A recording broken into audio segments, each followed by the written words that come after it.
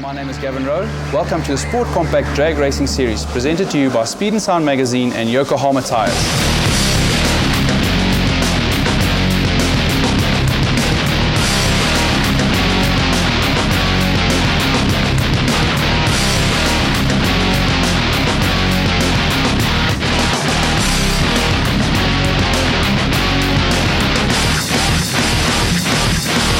In this series, the country's quickest tuners and privateers will be doing battle for a piece of the 50,000 Rand prize money that is up for grabs, not to mention the bragging rights. These guys are coming to the party with big turbos, big nitrous, huge racing slick tyres, stripped out bodies, lightened chassis, all big horsepower.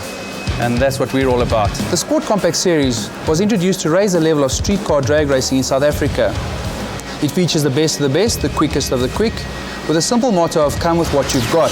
How did this series start and why? We felt there's never been enough coverage on this type of motorsport in South Africa or on TV, and it'd be undoubtedly one of the quickest growing motorsport in the country. Let's go trackside with Chris Wall and Vic Pardell at Tolton Raceway.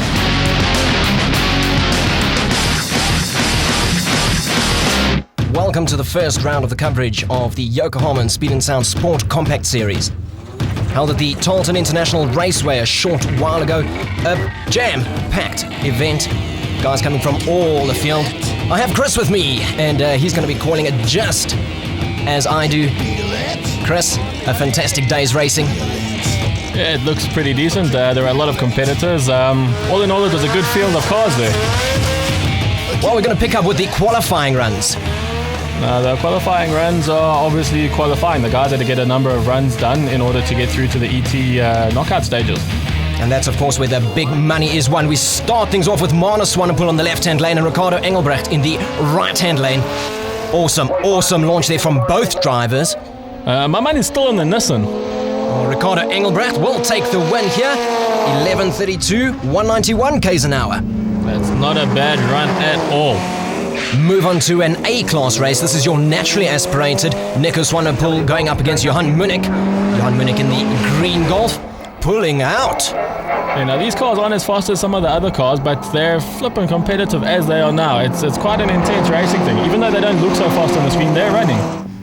And a great run there in the right-hand lane, 17:26, 131 kilometers an hour. Our next race here in the Speed and Sound, Uno Terminus Ismail Jatim. In the right-hand side of the picture, Duncan Bloom in the Opel Corsa, but the Uno just pulls out from underneath him. Chris, quite competitive this. This Uno is strong. This Uno came up all the way from Cape Town to race at the Sport Compact Series, and he does quite well. Unfortunately, he got a red light on that run. Back to some B-class action. Paul Lombard on the left-hand side. Darby Fenter in little justice. The Greenest and Champ. Look at that launch. Fantastic and strong. The other car is making more power, but he was sleeping on the line. Just couldn't get away. And 11:13 there, 198 for Darby Fenter.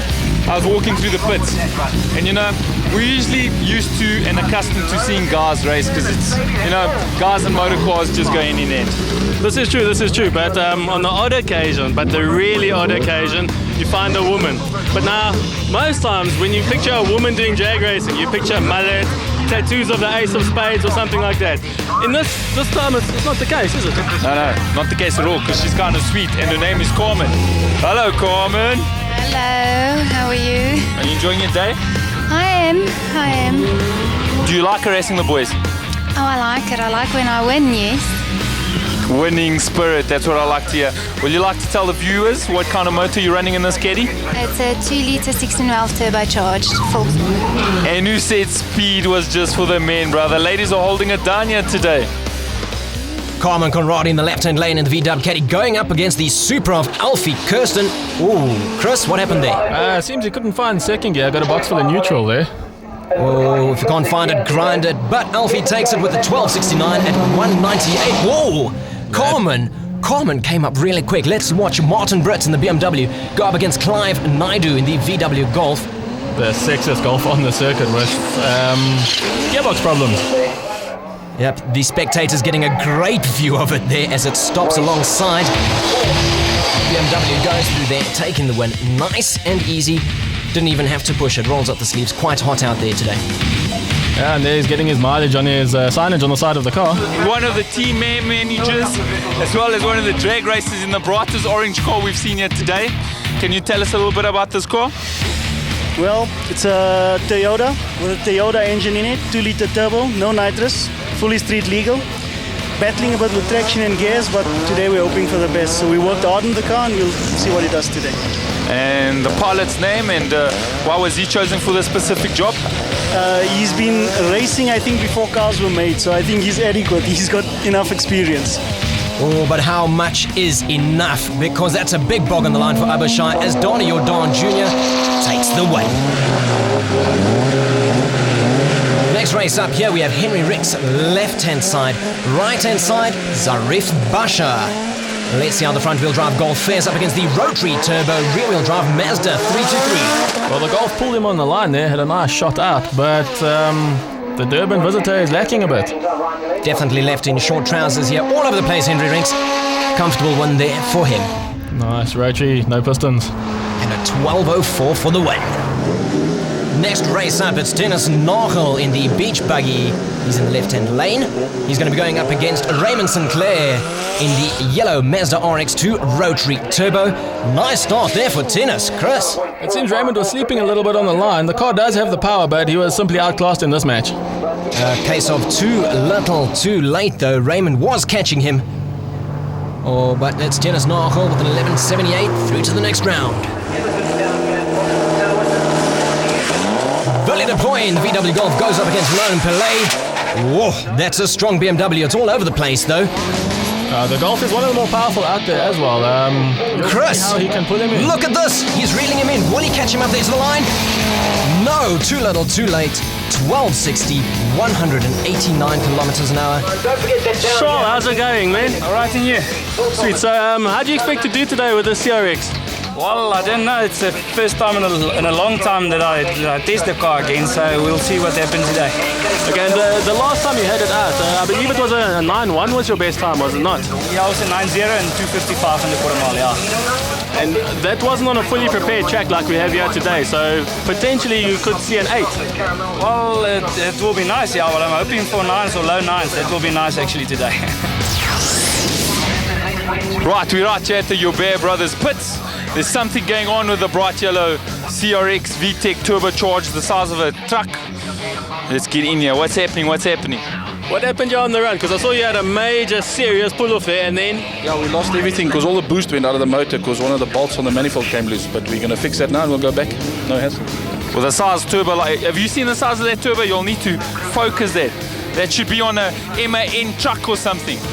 See with turbo like that, something's bound to come loose somewhere.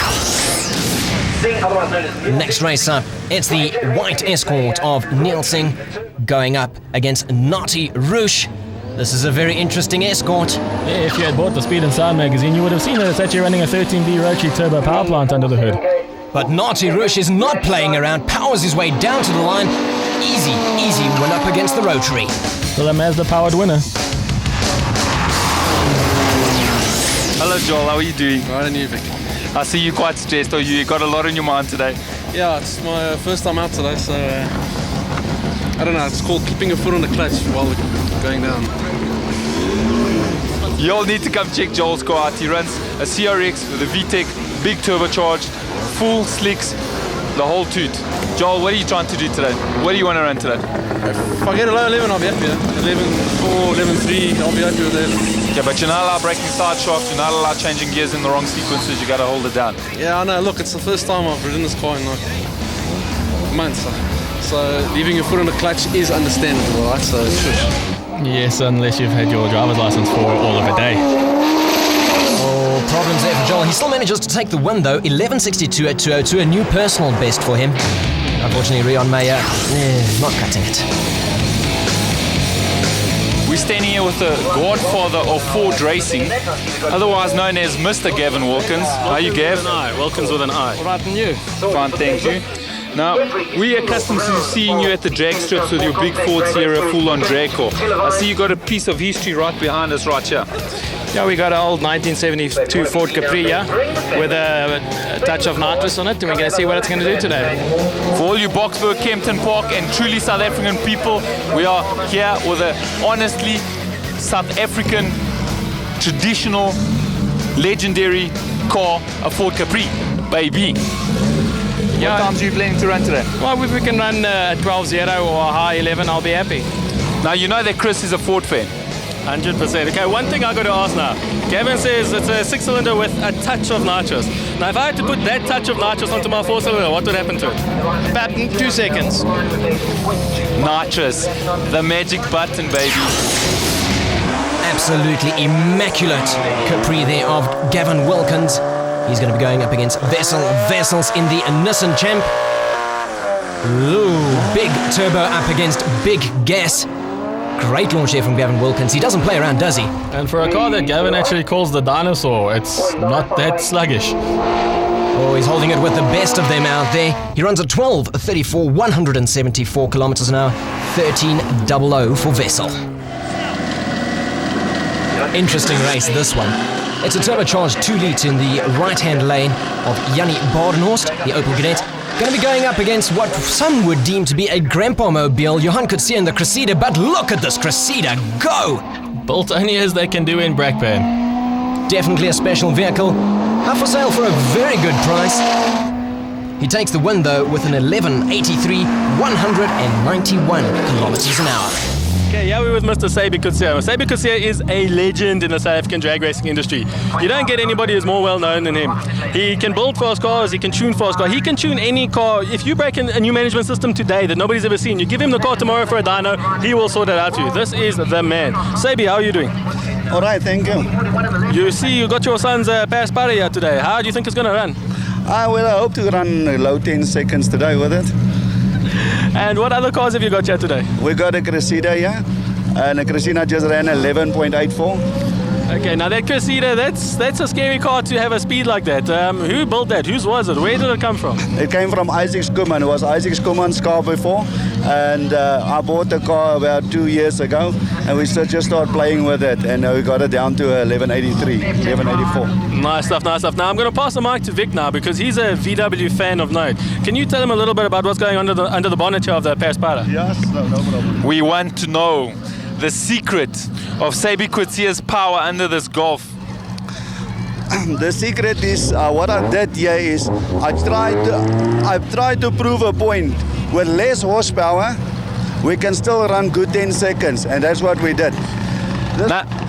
This car is making around about 150 horsepower less than all the other 10-second front-wheel drive cars. Now, for the people that don't know, let me educate you. Sabi here, he's the king of NOS. So the next magic question is, are you running gas? There's no gas in it at the moment. We're going to run it without gas today and see what we can do. We would like to see if we can't run a 10.2 today without gas. Wynand, what are you expecting to run here today? We're hoping for a 9.7, 9.6. Let's hope. 9.7. Let me actually educate the viewers up there. We're standing in front of a Super Boss front-wheel drive, but the man himself is going to give you a little bit of a breakdown. Tell the people out there what kind of motor you're running. It's a 2 liters. It's very loud here. Noisy rotaries. Chris loves rotaries too. Chris, you must tell the rotaries to keep quiet. It's not gonna happen today. Loud, loud, loud. Let's try one more time.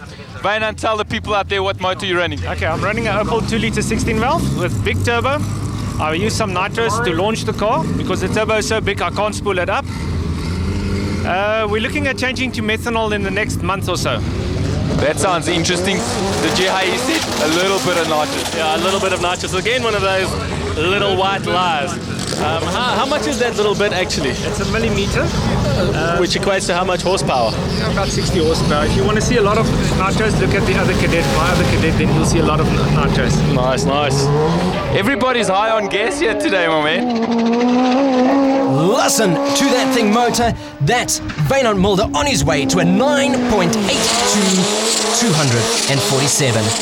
Oh, and there's big smoke here with this battle of the Nissan champs. Kruben Naidoo fan indoor getting some of the smoke out. He's going up against Duppy Duplessis in the right-hand lane. Oh, Duppy got off the line strong there. That black bucky is really, really good up in the flesh. It's a bit wobbly on the track there, though. Krubinado, though, was having a great day. He eventually rounds it off with a 10.33, 220 k's an hour. All-round fences behind the wheel of the Opel Cadet. And it's Dean Bosman all the way up from the Eastern Cape in his RX-7 Turbo. Seems to make mincemeat of Adrian's TS there, unfortunately. Dean on his way to running an 11.43, 211 kilometers an hour. Hello, Josie! The little porter with a lot of heart and a lot of nos, baby. Tell us about your car. We've had it for about 2 years. We started on about 12 seconds and we've come down to 9.4s. And hopefully today we'll go into the 8s. That's flying. But now, all of a sudden, your times came down quite quick, and everybody's saying, no, you've done this, and there's big stories. But on 2 different tracks, you've proved the Oaks wrong. Have you got anything to say to those Oaks that didn't believe your times? Yes, I do. Just more homework, eh? Yeah, and that paid off with a 10.419 run at 211 k's an hour. Oh, this ought to be a good race. Anton Rath, left-hand lane. Donnie Jordan, right-hand lane. It's rotary turbo. Oh, up against big power, 4-cylinder turbo. Strong launches from both of them, Chris.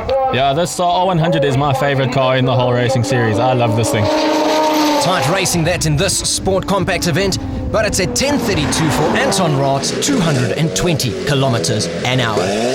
Graham Stain in the 1600 Uno Turbo goes up against Tian de Kock in the Datsun GX for Stylin Racing. Tian gets a fantastic launch there. Oh, there's no way that Graham's going to catch him now. He needs very, very long legs. Well, at 427 odd kilowatts, he was coming there. Oh, he was getting very close, but unfortunately, the 1184 takes the win. Gerald Null in the ZX Racing Performance City Golf goes up against Paul Lombard in the Toyota. Wow, what a run! There's at least 300 horsepower between the two there.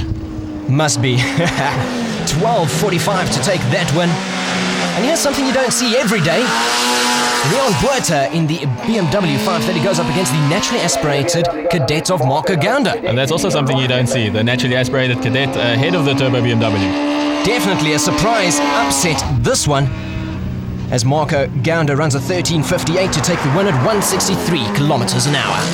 Here we have Martin Creel's caddy all the way from the Eastern Cape going up against Donnie Jordan Jr. How do you call this one, Chad? Rotary or would you go for the 4-cylinder? Oh, I definitely go rotary. It's the rear-wheel drive advantage here for Donnie Jordan Jr. That 3-3 has seen extensive body mods.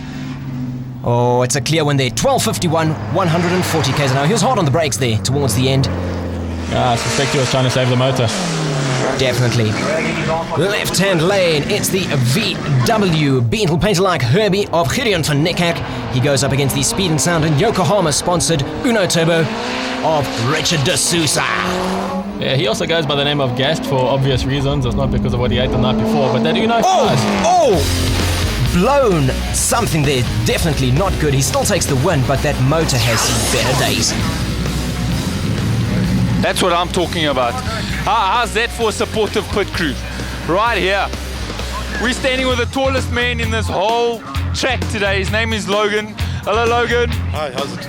I see you got your wife pushing the car there. What's all that about? I just trained him well. Huh?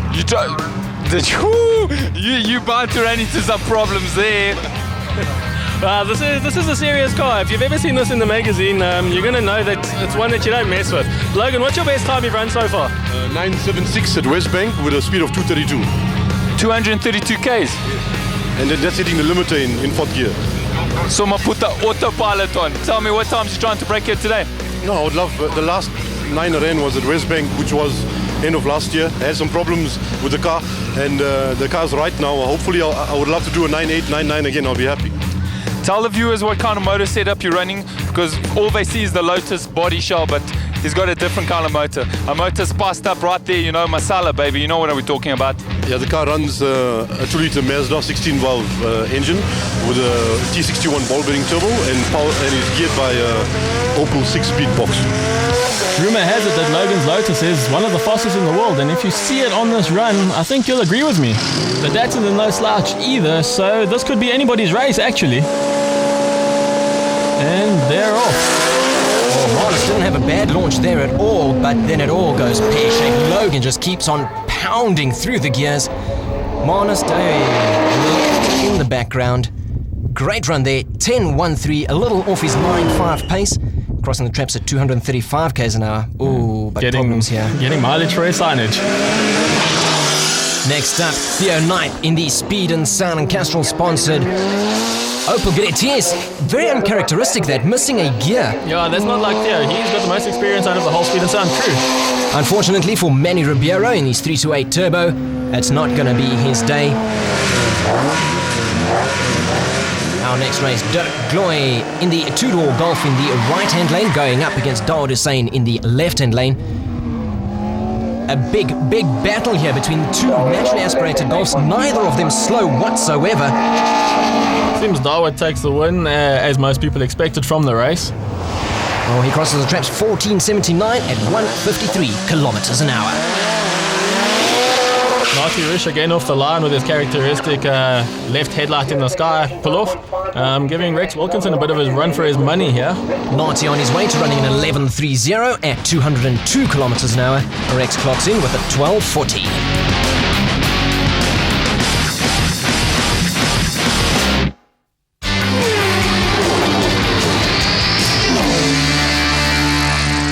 Here at Taunton International Raceway for round 1 of the Sport Compact Series. We move on with Class A, the top 10 qualifiers. Buta Kotza up at number 1, Jose Cavello number 2, and Marco Gounder at number 3. First run in the eliminations is Alfie Haylock going up against Buta Kotza in the Emotion Corsa. Now you'll notice that the Golf pulls off way before the Opel. That's a 3-second deficit on this run. That is the way the eliminations works. It works on a handicap system. And now Buta Kotza has to catch him. Look at the speed of Buta Kotza here. Crossing the traps there. 12.14, 153 kilometers an hour. It's hard to believe that's normally aspirated. Most definitely our next race here. It's Marius Swart in the Honda Civic. Also taking a jump on the BMW there with the handicap system. Now it's just basically first to the line wins. Now you don't necessarily have to run a quick time, you just need to cross the line first, and Marius Swart manages to do this here. He runs at 17.42, 117 kilometers an hour. Sending the BMW home. That's the way it works, it's a knockout. If you lose, you're out of it. Duncan Blom in the right-hand lane. He goes up against Alton Scullard in the left-hand lane. Once again, representing the Cape under the Speed and Sound banner, Alton's got some serious catch-up to play against the Corsa here. I don't know if he's left this too late. I think this was down to the reaction time, no? Whoa, that's a very close race, and down at the wire to 13.20, 168 kilometers an hour. Alton Scullard through to the next round. Impressive. Interesting little car this. There aren't many rear-wheel drive minis, hey Chris? Especially not with a Hayabusa motor running the rear wheels. And it's Jacques Joubert, left-hand lane. He goes up against Nashki van der Berg in the right-hand lane. A little mini's got a lot of work. He's got to make up that difference now. If the guys run according to their dial-in times, which is how we determine the handicap, they should cross the line at the same time. In theory, they should, so it all comes down to reactions pretty much. Well, unfortunately, Nashki van der Berg will take that run there, and 18.44 is good enough for the win, 119 kilometers an hour. Here we have Josie's Gen V Golf. This Golf is a really quick one of the top aspirated competitors. He's also got quite a deficit there. He's got to catch up to Raymond Goebel in the very strange-looking 6-cylinder van. Can Josie pull him in? Oh, not enough there in the end of the day. It's Raymond Goebel that goes through. He runs a 15.22 at 119. Jose Cavello put it on the trailer. F&S Performance VW Golf, piloted by Freddie Dupré. Naturally aspirated, remember, no turbo on this. He's going up against Priyan Govender in the BMW E36 325. We go on board now with Frederick. Watch this run. Oh, Chris, he's hammering it through the gears, and that BMW, while it got a good start there, just can't keep up. I'm sure most people out there won't understand how a little Golf like that is catching a 6-cylinder BMW, but it's all about horsepower. His time at the end there, 13.67, 158 kilometers an hour. Yeah, we have two Southside Crew Golfs. They're part of the Southside Crew Racing Club.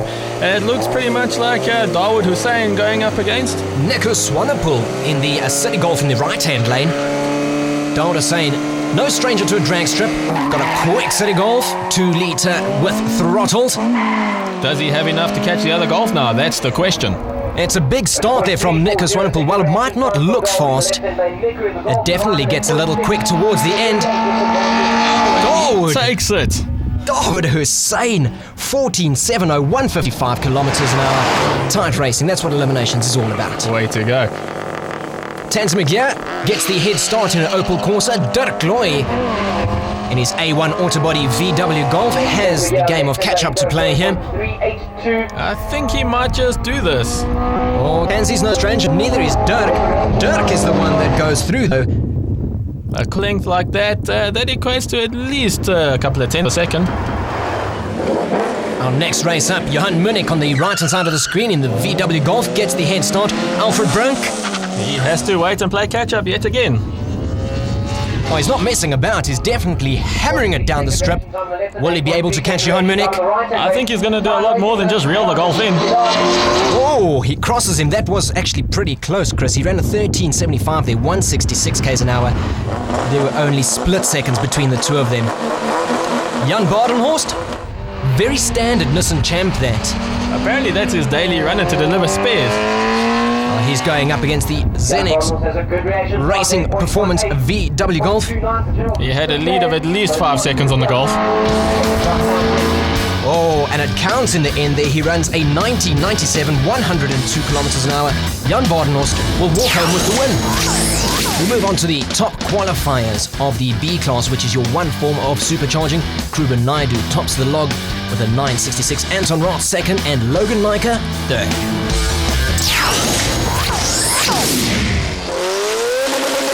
Kruben Naidu, left-hand lane. He has to play the game of catch-up here. Whoa, that's a hard launch. He's up against Adrian Fenter. You cannot sleep on the line against Adrian. He knows his stuff. Oh, but it's Kruben Naidu that goes through in the Quickfoot Auto Glass Bucky with a 9.78, 191 kilometers an hour. Leon Deploy up against Kappies Kaplan. This is an interesting race. This is actually a race of two Leons. It's Leon Kaplan in the right-hand lane. Whoa, very squirrely there. Crosses the center line. Leon Deploy, Spectrum Welders, hands the win over to Leon. Crossing the center line is immediate disqualification. Leon Kaplan runs a 12.08 there to take the win. Anthony Upton, left-hand lane, waits behind as Gavin Wilkins powers away ahead of him. Trying to catch the dinosaur, but I don't know if he can do it. This is going to be tough. Gavin Wilkins is no stranger to racing, runs a very big Ford Sierra in the Nationals, but his Capri runs a 12.44 to take a win. Saeed Esop going up against Hassan Tagari in the Opel. Now, Hassan's Opel is a serious competitor for the front-wheel drive class. I don't know if he can reel Shahid in. I don't think he has. I think that's broken. I think it's Shahid Esop there, 12.22, 202 kilometers an hour. Yeah, no, there's problems there. That really sounds very, very sick. Darby Fenter in Little Justice warms up those huge racing tyres at the back, as does Zarif Basha in the Speed Shop VW Golf. Front-wheel drive versus rear-wheel drive. This one could be quite a good race. Oh, but oh no, the door's open. There's problems there. Zarif Basha, a warm-up and nothing after that. Nobody's home. You don't think he's just thirsty? I seriously doubt it. No, they're wheeling him back. That's a broken shaft or something there for Zarif Basha, ending his day. Not the kind of exposure you really want. This makes it very easy for Darby Fenter, though. Darby Fenter, all he has to do is complete a run, and he'll be through to the next round. He actually doesn't even need to get to the 400-meter line. He just really needs to break the beams in reverse, but he's going to give it a little bit of a casual drive. Save the motor. You don't want to break it on a by run. There's no rush there. Oh, this is an interesting race. Henry Ricks in the right-hand lane goes up against Nick Keown in the left-hand lane. Nick Keown's Skyline runs consistently in the 10s. Now, today is no different. He crosses the trap first. It's a 10.83, 225 kilometers. Nick Keown is the fastest man on four wheels in this country. Literally four-wheel drive, if you want to say it that way. Nick, how's your Skyline running today? No, it's running very well. No, it's running well as normal. Good road car. Running high 10s all the time. And now your high-tens, that's a fully street legal car, that thing. That's got aircon, electric windows, power to the works. That's a street car. Everything in it's carrying my weight also. That's not that much. Yeah, but no, we've taken no weight out of it. It's a road car, road legal. Everything's in it. We don't want to strip it. We'll keep it as a road legal car. How do you find the series? You like the Sport Compact? Do you think it's a fair series? No, it's very nice. Very good series. You guys always put on good shows, and I always attend them. Although I always enter on the 11th hour, I still come. That No Sweat logo, who designed it? No, that was Steve. Steve Clark designed the No Sweat logo. Okay, because pink, you know. Upgrade. Yeah, pink. You want to upgrade it? Yes. To what? You tell us. We'll No, you upgrade can it. keep the No Sweat, but just, a little bit of a stronger font. Okay, I think so too.